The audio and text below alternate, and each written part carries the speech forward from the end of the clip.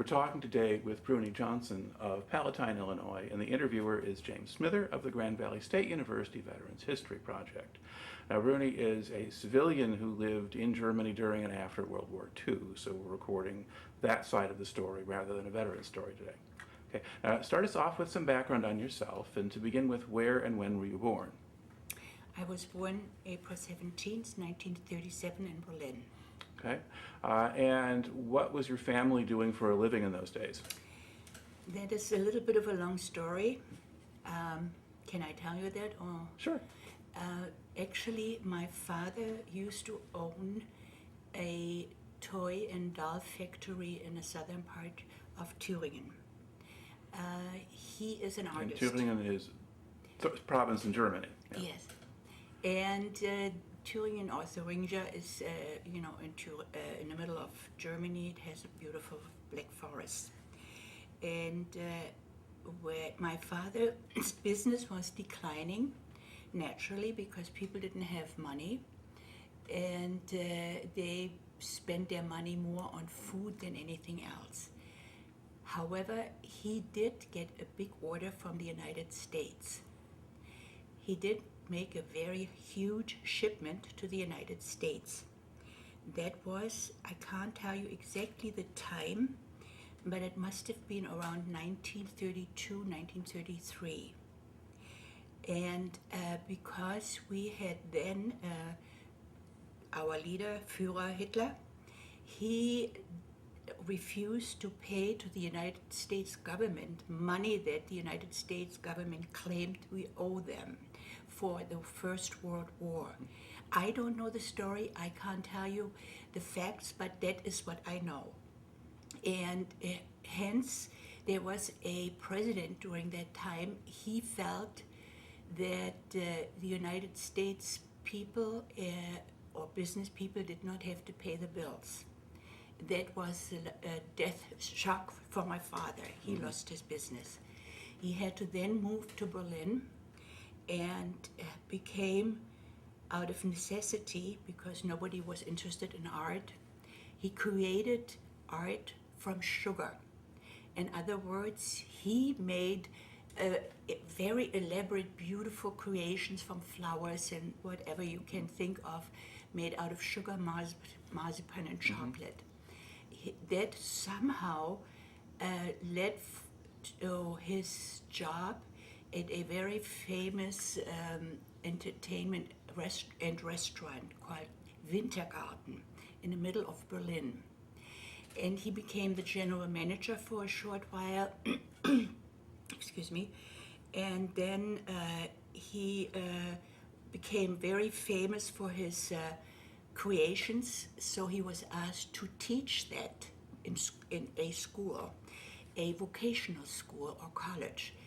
And it's what he did, and actually he stayed with that job until he died. He was only 74 years old when he died.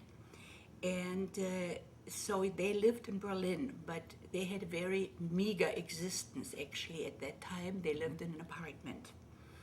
And that apartment eventually became part of the Russian occupation, but we should go one step at a time. Right, we should. Okay. Now, how many children were in your family? We had 3 altogether. My sister, excuse me, she was born in 1928 in a town called Coburg, which is adjacent to the town where my parents came from. Because my parents had a big villa there and my father was doing well in those days. Then after they moved to Berlin, my brother was born 1933 in Berlin. And I was then born 4 years later. Okay. All right. Now, was your father, you mentioned he had kind of an unusual sort of job, Yes. Yes. But he was able to do that through the time of the war? Yes, he did that pretty much during the war, but then of course after the war there was nothing. Right. And he then, by force of nature, because of his creativity, had to learn how to make cakes. And that helped us to survive. He could work then as a baker. He wasn't really a baker, but we did anything we could. That's what I did. Okay. All right. Now, what kinds of, now you're still a very young girl when the war happens. What can you tell us about what you remember from that? Particularly, There is one memory that I have actually in there written. My first memory was a very happy one. My father was enlisted in the army for a short while, although he was not well. And I remember him coming home, and I must have been 2 years old, and people say you can't remember that. Yes, I do remember when he came home, and it must have been in 1939, 1940, no later, because he was then already left the army. And I remember he took me to a fair. And it was a very happy moment for me to see my father in a uniform coming home, taking me to this fair, buying me candies and a balloon or something like that. Yeah. And that's the first thing that I remember. Then everything is a veil, and I can't remember too much about my childhood in Berlin during that time. But I know that my mother used to take me always to Thüringen or Thüringen, to the town where she came from, and we stayed with my grandmother. And eventually in the beginning she used to take me back home because she had to take care of my sister and my brother. But then eventually they left me there. And I stayed with first with my grandmother, and after she died, and the house went into the hands of one of the older brothers, I stayed with an aunt further down the hill where the house was for my grandparents. And that is the time I remember the most. My sister, meanwhile, I have to say that something that is very important to me. My family was always very independent, and so am I, and my sister was very independent. We are no joiners. We didn't join the Boy Scouts, Girl Scouts, or whatever.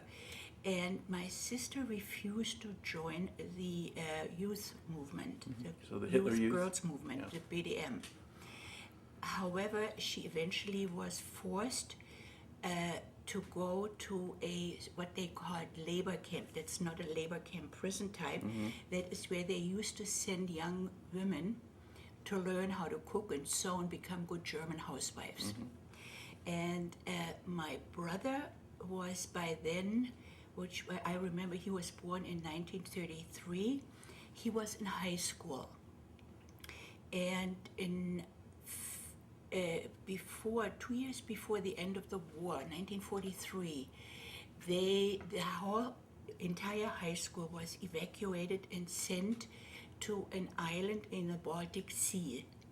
And they had to stay there. And it was actually very meager, but I remember visiting him with my mother, and I remember that island. That's all I remember about that.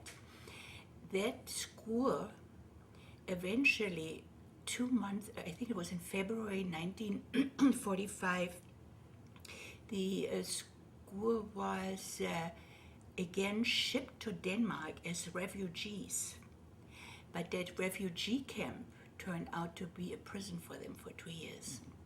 And that town is called Øksbø. It's a very famous story. And he lived there, and I was just reading the letters he sent from there. It's sort of a bit of a sad story. And we had no idea where he was or whatever happened to him until the Red Cross sent us a letter and said, yes, they are in Øksbø in that camp. The whole school, there were, I think, 250 students there. Okay. Because in February of 1945, Denmark would still have been under Nazi control. Yes, it was. And there's a newspaper article about that, that the German occupational forces were not informed that there were refugees in Denmark. I can't give you that newspaper article because I just happened to read it.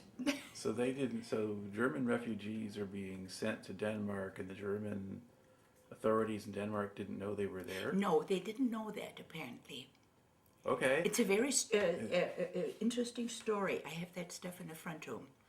So, well, that you know, But then once the Germans surrendered, then the Danes just kept them interned essentially for some time after that. well, that you know, that became the end of the war in Yeah, 1945. right. I mean, that didn't really happen very long. I don't even think they had time to bother. The soldiers were tired. There was nothing much left in the army. People were just scattered all over the place. I think it was just everything was in shambles already, but nobody wanted to admit that, especially not the Nazis and whatever. All right. Now, to go back to your story, so you spent a good part of the wartime on the family property. Yes, and it was a very interesting time. I was very happy, although I was very lonely. I missed my parents an awful lot. And we had to, excuse me, I'm just getting over a bronchitis that I had. I was very happy living with my aunt. She had a beautiful big yard with a lot of apple trees, orchard, and beautiful flowers. Of course, they were taller than I was because I was very little. But as small as I was, I do remember I had to help my extended family. They were farmers. We had to work on a field. I had to dig up potatoes, child labor they call it. I enjoyed it. And picking up corns, helping with the hay. And we had to collect herbs. And there were a special kind of herbs that they made tea out of for the soldiers on the front. We also had to pull out something. It wasn't cotton, because I don't think we had that. I don't know what we pulled out to make cotton. And I had to use that with my little fingers, and we did that. And actually, I don't remember being unhappy about doing any of that work, and we had to work hard. For that, in recompense, we got a huge slice of bread with butter on it, and in the beginning, still a cup of milk. And we were in heaven. I was quite happy and content there, and I remember my time in that town, always in sunshine, but it wasn't always sunny. It was raining, but my memory doesn't go that far, and I have that all written down, actually. There is something in my personality that prevents me from remembering really bad moments, and I think that is due to the incredible, wonderful nature of my parents. They made us feel that is just the way it is. They did not make us feel that we should feel sorry there's a war. They did not make us feel that we are hungry and starving and freezing to death in Berlin. And when I was living in the country, I always had some food, and that was very nice. What do I have? What else could Well, I guess when you were living with your aunt, did your aunt have any children, or were you the only child there? No, my aunt had 3 children, but they were not staying at that house. Only one cousin, an older cousin. And he was actually responsible because nobody really talked to me. And I learned to speak very late in life at that time. But what he did, he taught me how to read, and I wasn't even in school. And they had an attic, and I could sit in that attic, and I could read some of the books, I mean, as much as I could read. And I thought it was absolutely wonderful. It was rather primitive, the house. They built it in the last minute because my uncle used to be the gas master. They had a gas station, and when that was closed, he lost his job during the war, and he built that house. And it had sort of a little addition in the back. There was a stable for a goat, and there was also the outdoor toilet. And something that I remembered about that toilet, it was always cold there in the winter. It was freezing. But when I was allowed to go back to East Germany to visit, 25 or so years after the war was ended, I could have sworn the same flies were still humming in that toilet. It was the weirdest thing. And my aunt's goat was a lifesaver because she had a centrifuge, and she would make goat butter out of it, and I just love goat butter for the rest of my life. And yes, I had a good time. I had a little boyfriend. Actually, his mother lived up on top of the hill in that house that my uncle had taken over, and he had a very bad alcoholic stepfather who used to beat his mother. And he and I used to sit in my aunt's garden at night and prayed to the moon. We didn't know much about God. And prayed. We prayed that his father would stop hitting his mother, and I prayed that my mother would come back. I was so lonely. So basically, that's my story. And then I was sent back to Berlin. Now, you had told me before we did the interview, you told me a little bit about what was going on that estate or that property, what your uncle was doing. I'm glad you bring that up, because when my uncle took over that particular estate, you can call it was called Bergschloss, a little mountain castle. And it was a beautiful big house. My grandmother had 12 children, and he was, I think, the third oldest or something like that. And he was an engineer. He was a very smart man. And he used that estate to manufacture parts for Hitler. I didn't know then what it was. I was under the impression always as a child that they made some sort of electronic parts. And the workers that worked there were all forced laborers. I believe they were Russian, Ukrainian, and Polish. I only talked to one of the ladies. Her name was Olga, because she was Polish and she spoke some German. And she also showed me where these forced laborers had to live. Underneath the building was the stable, and they had to all sleep in that stable, and they were fed out of the dog dishes. But they were fed. How well, I don't know. But I know she was always very, very sad and upset. That's the most I can remember. Much, much later, actually this year, I found out that there apparently was something that was manufactured that is very secretive, and nobody could find out what it was. I have no idea what it was. All right. And so then when did you leave that area? Yeah, I was sent back in the beginning of 1945. I do not remember when.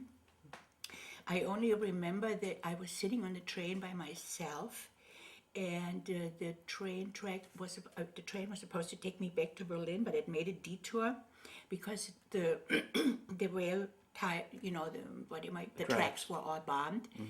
And at one point, the train had to stop and couldn't continue. And I remember sitting outside, not knowing what to do, and some family came up to me and gave me a sandwich, and they eventually took me into their home. I don't know how long I was with them. And I stayed with them, and I don't remember much at all about that time, but I remember coming back to Berlin not speaking German. I spoke another language. I was actually,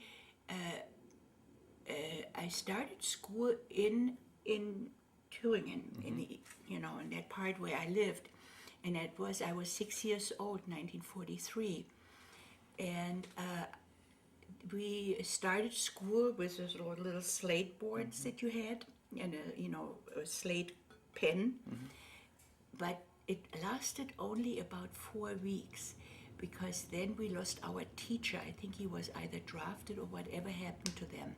And I didn't have any schooling until I got back to Berlin, and then even later, much later, because we didn't have a school in Berlin. And I arrived in Berlin. I don't remember how, but I got back. I do remember the bombing, and it was horrendous. You were constantly afraid. You constantly heard the alarm going. You heard the hissing of the bombs. You saw what they called Christmas trees. That was phosphorus bombs that they sent down. We had to wear gas masks in the basement. I always thought I was going to suffocate with that stuff. It's just a gas mask that they put on your face, and it you couldn't breathe.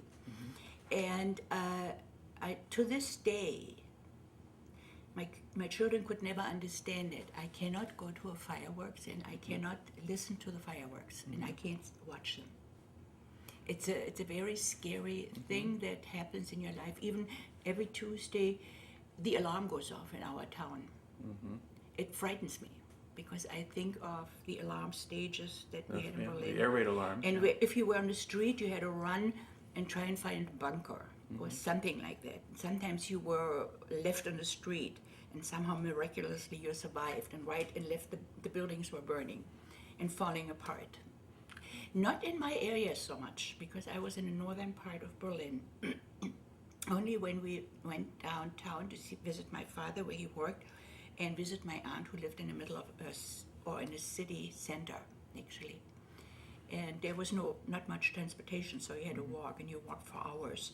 And we always walked. I remember even in East Germany when my mother came, food was scarce during the war and after the war. We used to walk like 2-3 hours to some mountain area where there was a forest, and we used to collect blueberries. And after about a whole day of collecting blueberries, you had maybe a little bucket full of blueberries, and you came home, and they put buttermilk in it, and then we ate it with boiled potatoes or something like that. All right. Now, you had mentioned to me before we started the interview that during one of these bombing raids, I guess the house Yes, collapsed. that must have happened when I don't remember exactly when it happened, but it must have happened before or after I came back. Maybe I was home at that time for a short visit. So you might have been visiting, so it might have been earlier in the war. Yes, and I don't remember the year. I could have asked that gentleman that was 90 years old that told me about it. A bomb went down, actually not adjacent. My parents lived in an apartment building, and those are blocks. And there was a building next to our building, and then there came a second building. That one was bombed. And the explosion made the wall collapse that we were sitting next to, my father, my mother, and I, and we were buried. And I guess that's where I developed allergies against dust, because we stayed there 3 days almost, because nobody knew we were buried. Nobody looked for us. My sister was in that, so to speak, labor camp, and my brother was in Denmark, or wherever. We didn't know where he was then at that time.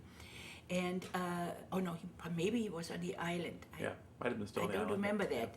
Anyway, so then they finally dug us out, and unfortunately the explosion caused that I had hearing loss, and nobody knew, and nobody checked it. And all my life long, especially as a child, I was always told, oh, you don't concentrate well. And I felt stupid, dumb. I learned then eventually to stare at people and concentrate very hard. I was always sitting in the front row because I couldn't hear in the bank of my classroom. And nobody figured it out. I didn't find it out until I came to the United States and went to a hearing specialist, and he said, oh, you have had that since childhood. Oh, thank you. Yeah. Okay. Do you remember being rescued from the basement, or do you just know that it happened? I don't remember that. That is the funniest thing. I don't remember that. I only know that eventually they dug us out and life continued as usual. It was just the way it was. You lived in a war. You accepted that as a child. Probably my parents felt differently about it, but they didn't show it to us. They made us feel good. My mother was an extremely cheerful person. My father was very witty. And they always tried to make us feel, oh, it is a normal thing. It's just the way it is. And that's why I don't remember. Like I said, a lot of things I totally block out. Now, after that bombing, did your family go to a different apartment, or No, we stayed in. It was only the basement wall that collapsed. Oh, okay. And that happened to be actually right underneath our apartment. We lived on the first floor. How our apartment did not collapse, I have no idea. It's a miracle to me yet.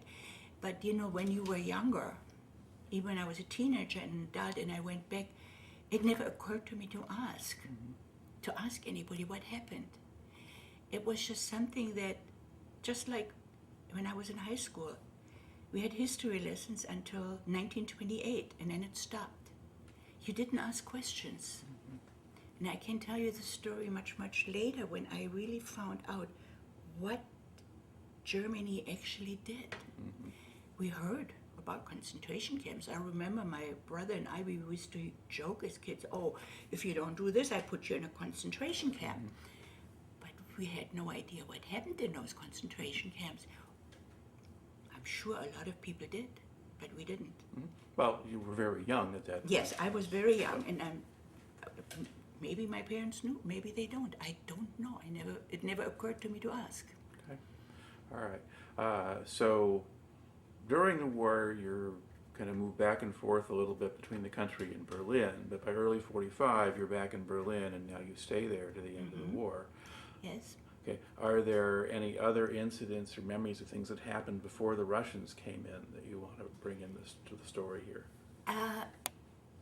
Yes, I remember one incident very clearly that was shortly before the final end, and the Russians were already on the outskirts of Berlin, and a young Hitler youth came into the basement. We were sitting in the basement, and he told those people, that men, old men, sick men, old men, to come with shovels and forks, that anything they could find, and go to about 5-minute, 10-minute walk from our house. There was an S-Bahn, an L station, with a bridge, and they were supposed to defend that bridge. And shortly thereafter, my father comes back, and he said, we threw our shovels down. We are not going to fight with forks and shovels against the Russian tanks. And then they came home. And that was then the end. Well, before that, I only remember on April 17th was my birthday. It was a sunny day. My aunt came from the center of town with my cousin, and she brought me a beautiful pink necklace. And we were actually happy and had some little cake or whatever we had, and it was a nice day. And then a couple days, 3-4 days later, it must have been the 21st, I don't remember, that's when the Russians marched in. That incident with the old men and the forks and the shovels happened. And like I said, my sister wasn't there. She was still in the labor camp. My brother was where we don't know. And my father and my mother and I, we were standing in front of the house watching what was happening. We all knew the war was over for some reason.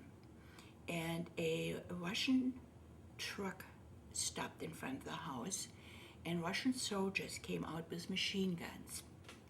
And they took us to our apartment, and we had to line the wall, and we thought they were going to shoot us. I never will forget that feeling. And but they didn't.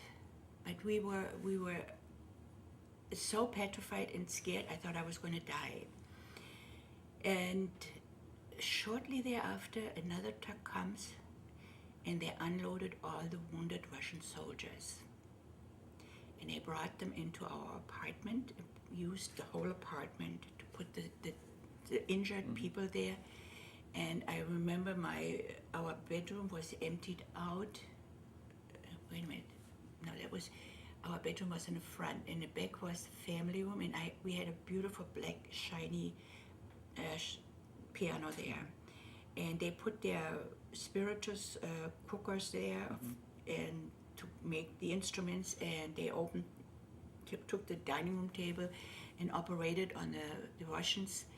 And actually I had to watch them cut off legs and stuff. For some reason, I don't know why I was there. It was a very scary experience. And then they used our curtains, drapes, and rolled the dead bodies in there and buried them in the backyard.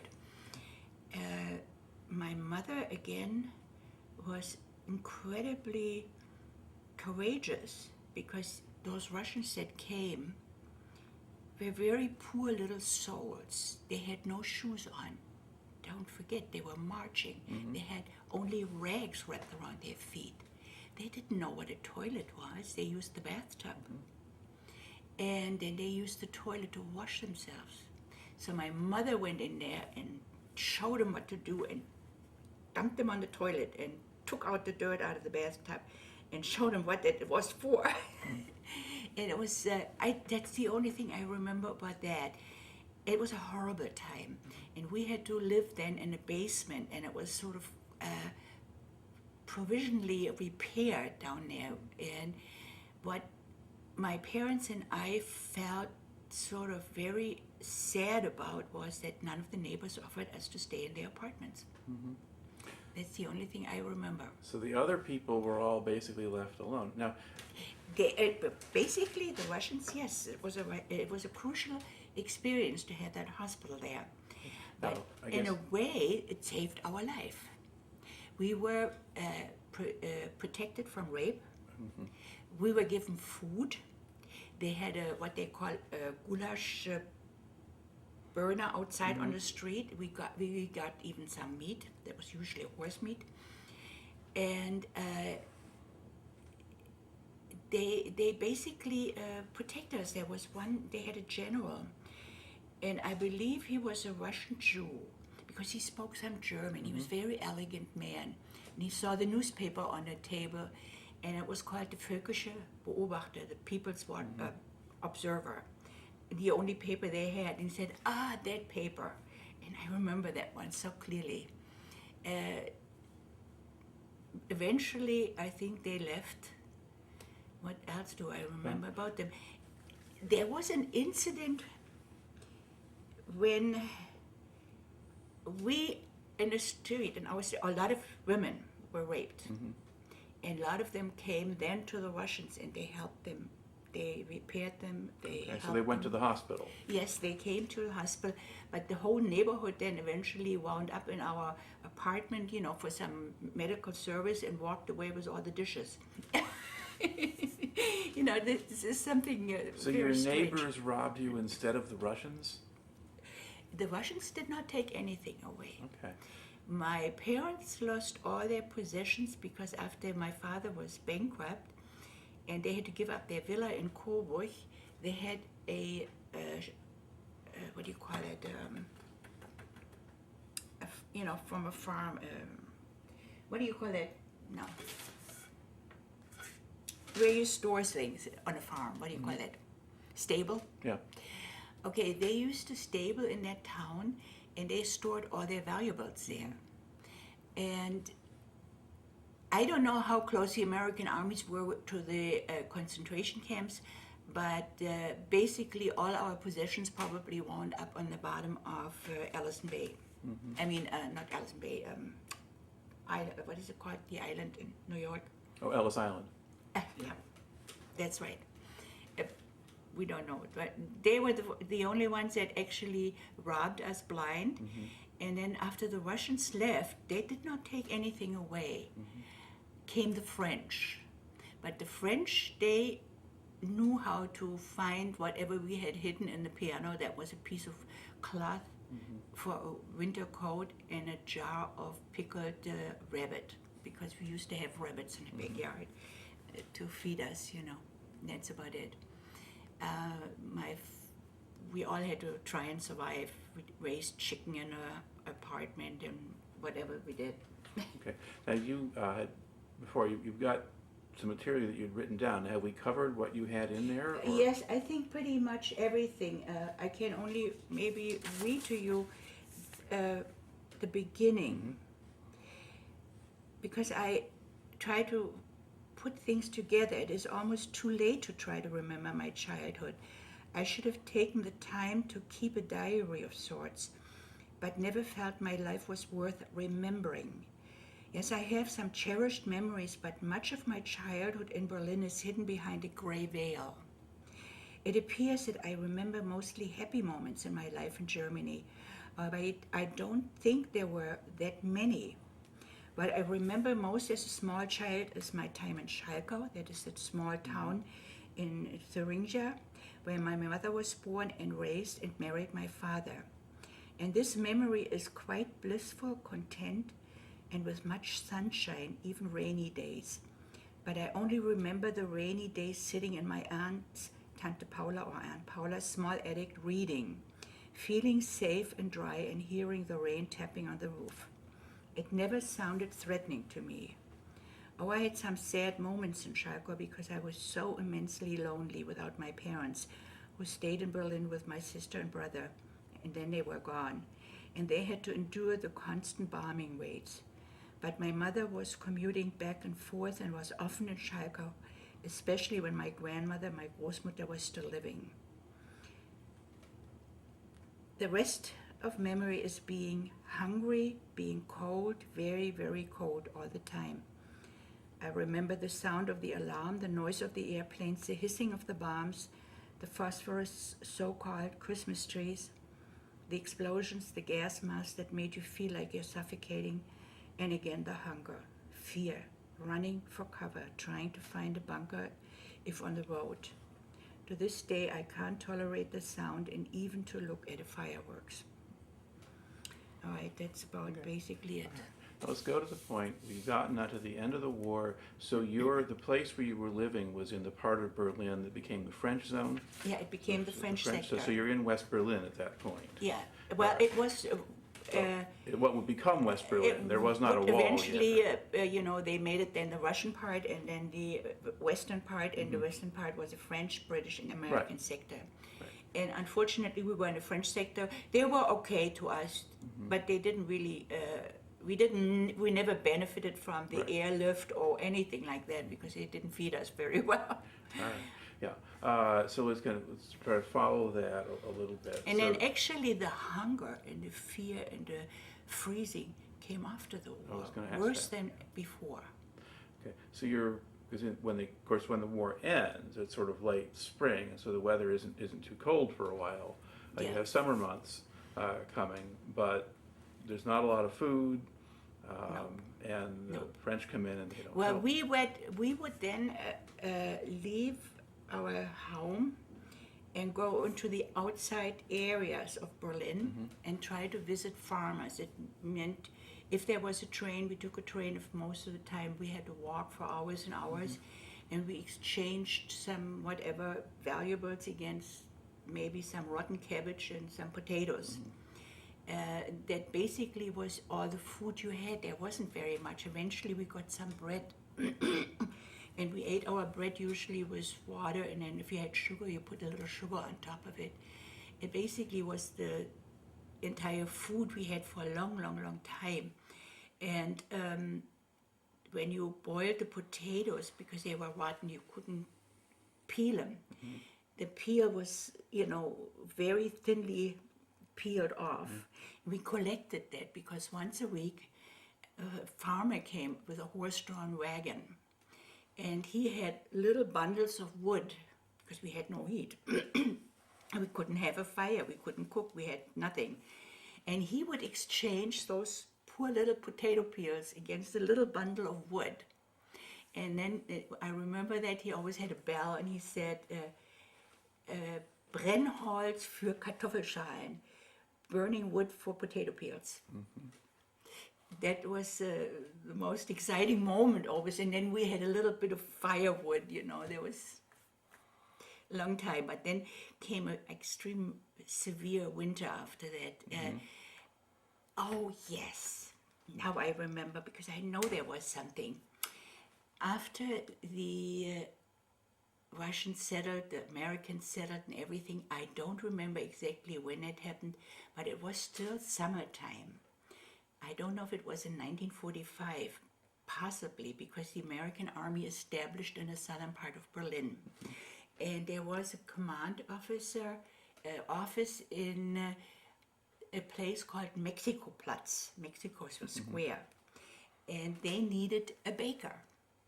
And one day I was alone at home, the doorbell rings, and again I see people in uniform, so it must have been the same year, 45. And I was scared to hell, and I pushed the door closed, and I was so scared, and they they didn't let me close the door. And then somehow my mother appeared from somewhere. They were Americans. They wanted my father. They had heard of him because he was known through his teaching and stuff like that. And he had to go with them and work there. And he had to also take a little room down there because we had no transportation. And once a week, my mother would take a men's bicycle and put me on front on that and ride the bicycle through Berlin for 3 or 4 hours. And then we could visit my father, and then we used to go through the... Americans were always a little bit used to spoiling things. They used to throw a lot of food out that we, gathered from their garbage and then ate it, It was helpful. It was very helpful to eat, some old can of soup or whatever that was. Right. Now, was your father paid? Could he do anything to help you then? I don't know if he was paid money, but I know he used to get bread and some food and bring it home. Okay. I don't know, but it did help us survive. I'm sure they must have paid him something, but I couldn't tell you that for sure. I do remember that after the war, one of the incidents was that we got a care package for Christmas. It was Christmas time, and I had my doll kitchen sitting in our living room. That was the only present you used to get for Christmas. It was built up, the doll kitchen. And a care package came, and there was a little food in it. I believe it was a family from Texas, and 4 candies. And we were 4 at that time, my mother, father, my sister, and I. We each got a candy. And I remember taking my candy every night. I unwrapped it, sucked on it, and put it back, and it lasted for a whole week. It was wonderful. And then, of course, they started sending in the food, and that was the airlift then. And yes, it was so interesting because we had no idea what sweet potatoes was, and they were dried squares of, we thought it was carrots. And we tried to eat it, and it broke our teeth off because we had poor dental treatment. We had no treatment, period. Until we learned that we had to soak the stuff and cook it and stuff like that, We didn't benefit too much from the airlift. Like I said, that stayed mainly in the southern part, the American sector and the British sector. The French sector didn't get too much food there. But that's why I think my father's occupation actually helped us then. I don't remember how long he worked for the American Army, and I don't remember what he did afterwards, but he always worked. And somehow it sustained us, and we could get food. At what point did he start becoming a baker? Had that happened during the war, or was that afterward? It must have happened. That's what I would like to find out, or wanted to find out now when I was in Germany. When did he learn that? When he was working, I think it must have still been in the Winter Garden, that restaurant. He also worked for a, famous restaurant, Kempinski. And he was also there, the manager for the food section there. And somehow along the way, he must have learned how to make cakes. And then he also worked for another very famous bakery in Berlin, and eventually.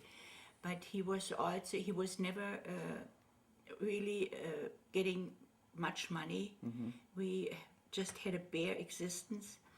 And but he taught all the way through when it started again. School for me started much later than normally. I think I started school really then when I was about 8 or 9, because our grammar school was bombed out, and we started school then in a factory.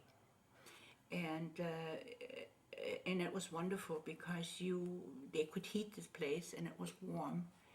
And we had a wonderful teacher, and she was very encouraging. And we also got food. So when you went to school, that is what we used to look like. We had I just found this also in the paper. We all went to school, more or less dressed or not, and we had little buckets with us, and we used to bring food home. And I remember the most horrendous food was always sauerkraut soup, and then some sort of a cheese soup, which was awful. Even though you were hungry, I didn't like it. But I brought it home for my parents, and we all shared it. Okay.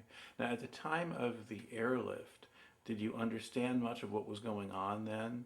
Were you worried the Russians would come back, or were you not really having a sense of By that? that time, we felt very enclosed. We felt totally, Berlin was enclosed. Nothing could come in, nothing could go out, unless you went to the eastern part.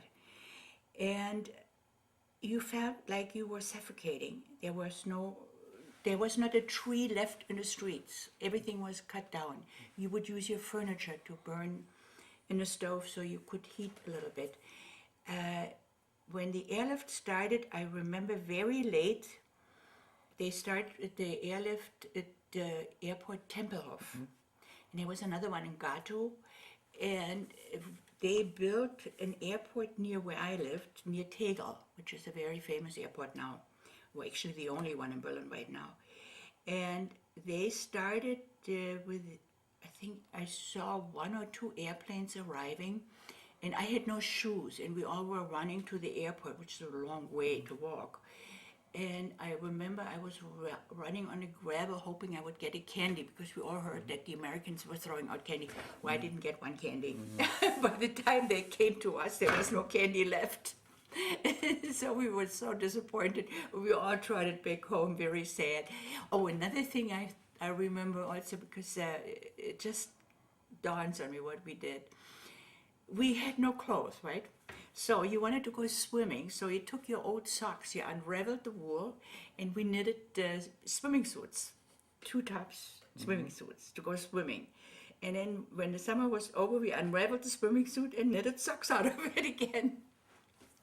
It was hilarious, because I remember I had one blue swimming suit that was constantly going back and forth from sock to bathing suit.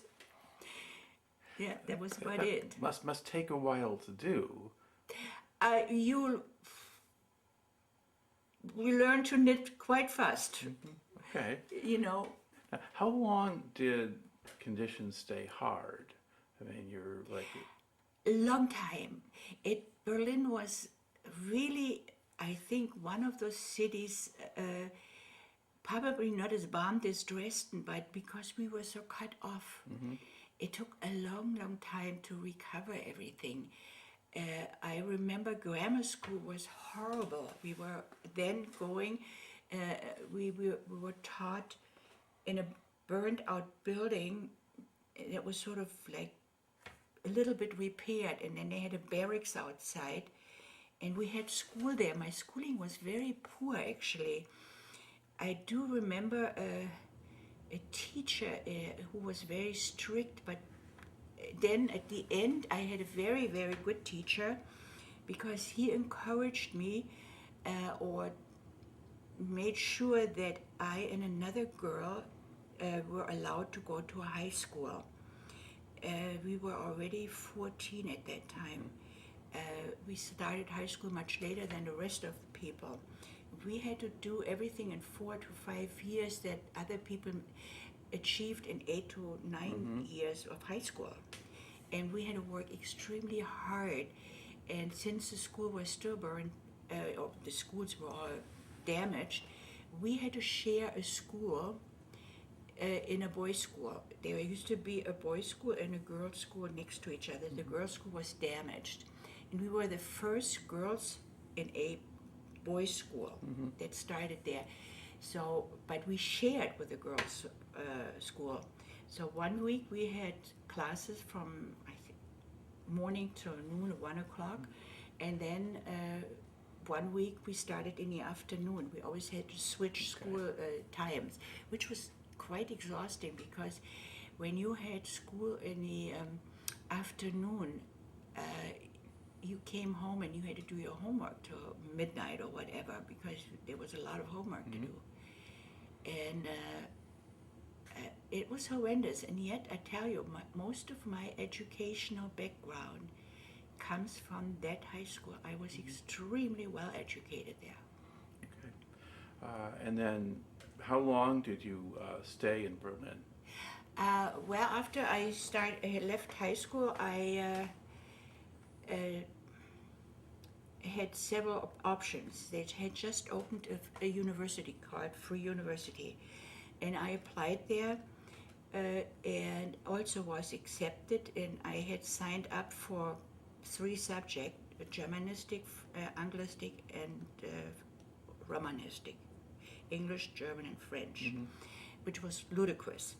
And I started with German, and then I wanted to switch to the English department. They told me they didn't have a space for me, and I had to go to England. And in order to get to England, I needed a visa. And in order to get the visa, I had to accept a job as an au pair. A lot of young people did that. And I went to a town called Croydon, and I was sort of an au pair helper with the children, and did a little cleaning in the morning, and in the afternoon I could go to college there. And I did eventually pass my lower and my higher Cambridge certificate, proficiency of English. Okay. Yeah, so that was it. And then I went back. And do you remember what years you were in England? When was that? Yeah, I think it was 1956, 1957. Okay. And then I came back, and I had to work in Berlin, I remember, but I don't remember why. I was still signed up for the Free University, but it didn't work out. So, they told me I should go to France first. My French was so poor. I really basically didn't know any French at all, because a little bit we had in high school was not sufficient. So I went to France basically on the same principle, but it was supported by the university. And then I ultimately stayed there for 2 years. In the beginning, I started at a place called Alliance Française, and then I could switch over to the Sorbonne and studied then there, and got my certificate in French there, my degré supérieur en français. Okay. Now, how did the people in England and France treat you? That was interesting. I'm glad you bring this up. Never questioning anything. Nobody talked about it. I told you, history lessons ended in 28. We knew something happened. We had a lot of people that came back from concentration camps and talked to us about it, but it really didn't register. In England, people were very nice to me until the very end. I met somebody that she was very nasty to me. What never occurred to me is, I always felt, boy, the whole world bombed us, poor Germans. It never occurred to me that we Germans bombed London, and we bombed the whole world. And that was okay. Then I came back when I was in France. I lived happily ever after. I had a boyfriend. He was a French Jewish gentleman. And he explained to me what happened and what we did. And I was in shock. I can't even tell you that. And I remember my parents visiting me in Paris, and I asked them, and I said, "Didn't you know?" And they said, "Yes, of course we knew, but we didn't talk about it. We heard about it. We didn't actually know while it was happening, but we heard and found out much later. And when they showed us all the pictures, how terrible and what happened there." The thing is, when I was living, and I remember that before and after the war, my parents had several friends, and 2 couples were Jewish. One couple disappeared. We don't know if they moved away or what happened to them. The other couple stayed, only the husband was killed in a war. But we always had the highest respect for Jewish people because they were extremely well educated. They had their own school, and they were wealthy, at least the ones we knew. And we looked up to them. And when I heard that story, I was crushed. I got literally sick to my stomach when Andre was his name, was telling me these stories. And then I heard more and more and more about it, and it was a shocking revelation. Strange, why was I so protected? Why did I not know? Although I saw these forced laborers at my uncle's factory, so to speak, but I never put two and two together.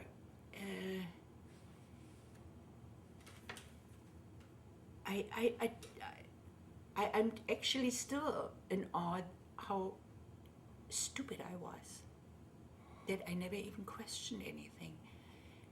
And it shocked me. It shocks me now, and I felt guilty all my life long, and I still will feel guilty, and that will never go away. I know there are a lot of Germans that say, "Oh, I had nothing to do with it. I was just a child." Well, I might have been a child, but it's my people that did that, you know, and it's very hard to digest. Well, you appreciate your talking about it. I mean, that helps a lot of us on this end understand a little bit better. Yes, what that I was thought I like. had to mention that because actually in our area, people are prejudiced, right? My family's Lutheran. My father was actually an atheist. He didn't go to church. But my mother was a very devout Lutheran. But we had a few Catholic people in our area. And you know what? We didn't like them because they were Catholic. Just like it's still the same today. It could still happen. All right. Now you're going out. You're getting yourself an education. You've gone to England. You've gone to France. You come back again to Germany. I mean, do you now actually take courses at the university, or do you do something I different? came back, and then they said, "Well, which direction do you want to take?" And I said, I would actually like to become a translator. And they said, "Well, we don't offer that," because I didn't want to become a teacher. I said, "What can I do with German, English, and French? I have to become a teacher." And I was so scared I would not find a husband and probably stuck with a bun on my head and a dry teaching profession. And so I switched institutions or colleges or school or whatever you would call it, and I went to a translation interpretation school for 2 years and graduated from there. And then I got my first job actually at a bank for a short while. Then I transferred to a technical company and worked there. In the meantime, I remember, I had an American girlfriend, and my parents had a Christmas party arranged at our house. And she came and she brought 2 young men with her, and one of them was my husband. I was engaged at that time. That's another story. I was engaged to a German gentleman. Okay. And my future husband then, he came to that Christmas party, and he was only interested in my girlfriend. She was a beautiful girl. And she was from the center of town. She was actually a friend of Romy Schneider or somebody like that. She was absolutely out of my range. Anyway, he was interested, but she didn't want him. She had nothing to do with him. And he was very handsome looking. He had just been in Berlin for 4 weeks. He was drafted into the army, but he never was really a soldier. Basically, he was a musician. He played in the United States Army band, marching through Berlin, making people happy. And, I didn't think anything about it, and my sister was there with her husband. And they invited him to a New Year's Eve party. So here he is at the New Year's Eve party, and that was it. And then 8 months later, we married. Okay. On a day that is very famous, August 13th, 1961, the day they built the wall. And the band was supposed to play at my wedding. They weren't allowed to leave the barracks. And only a few people snuck out, including the piano player. So we had at my wedding an American playing jazz, and we thought, well, we can't do that. So we had to borrow a record player. And that was about it. And then we moved closer to the area where my husband was stationed.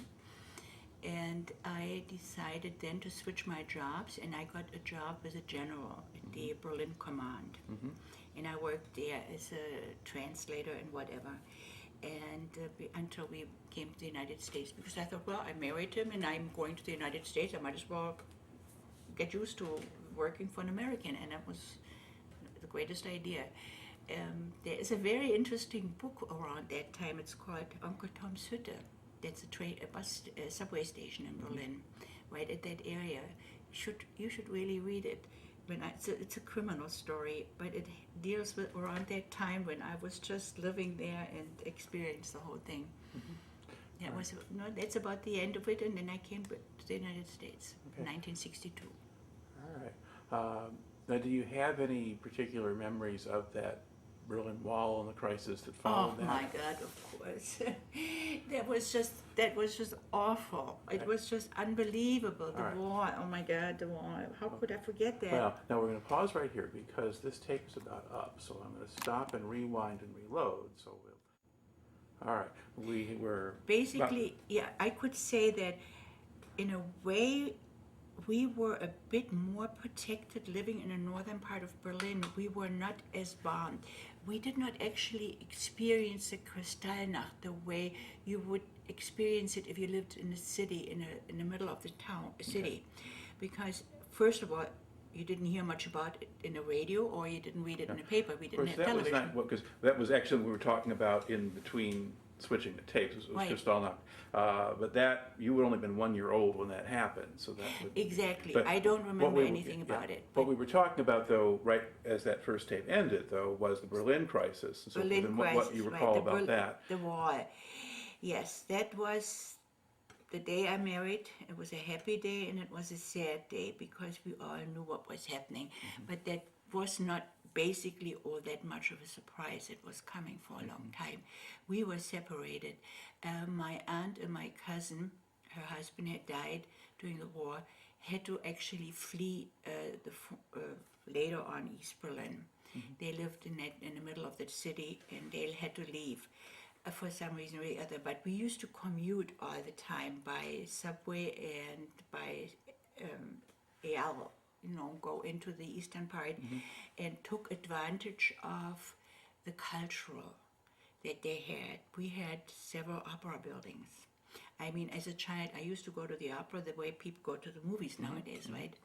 And we used to go and buy food there, which was cheaper. That is the only thing I remember. But that was Berlin. But the rest of my family all lived in the eastern part, which then became occupied by the Russians. And the war totally destroyed our relationship with these people. And I eventually was able, after so many years, to return to East Germany, and I went back with my children when they were little. And I went back almost every year, and it took me forever to get a visa to enter East Germany. To travel in, you had to stay on the same route. You couldn't deviate. If you had to take the train, or if you took a car, you had only to take a certain street that you could take. They timed you. And it was, my aunts and uncles, they were all very afraid of their children because they were already growing up as indoctrinated by the communist regime and their thinking, and eventually some of them, I'm sure, went even further. I don't know, but it was very unnatural, and I never in my whole life thought I would have to go through such a division in your life. And that is why I'm a little bit apprehensive about what is happening today. Okay. Now, when do you actually go to the United States then?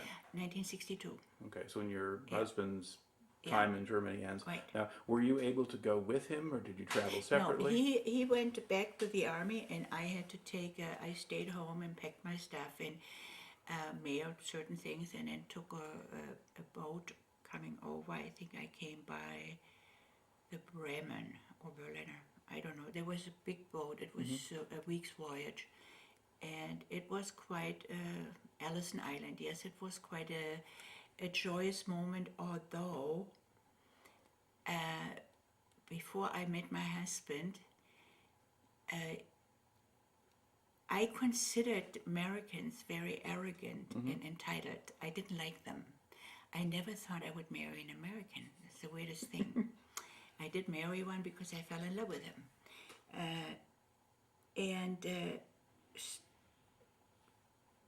I don't know why we felt that way. I have no idea.